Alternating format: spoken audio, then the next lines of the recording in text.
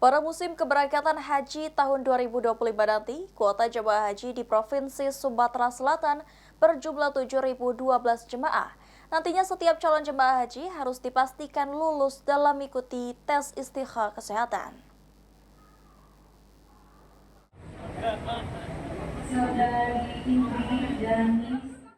Pada keberangkatan haji tahun 2025, jumlah kuota haji di Provinsi Sumatera Selatan berjumlah 7.012 jemaah.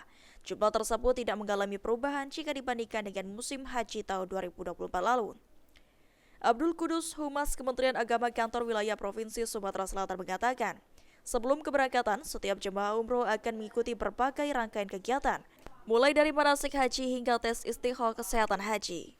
Tes istikha kesehatan haji sendiri berguna untuk mengukur kemampuan fisik jemaah pada saat melaksanakan ibadah haji di Tanah Suci nantinya. Untuk bisa melaksanakan ibadah haji itu dengan baik ya, dengan maksimal gitu. Kemudian untuk kesehatan itu kan ada, untuk pelunasan ada syarat istitoah kesehatan kan. Jadi memang salah satu istitoah atau istitoah ini istilahnya kan kemampuan. Nah, kemampuan itu kemampuan dalam hal kesehatan.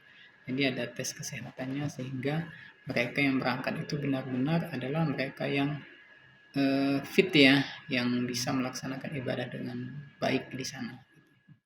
Hingga saat ini calon jemaah haji masih melakukan tahapan pelunasan biaya penyelenggaraan ibadah haji dan biaya perjalanan ibadah haji sebesar Rp54.411.751 yang harus melakukan pelunasan hingga tanggal 14 Maret 2025. Eki Saputra, PAL TV.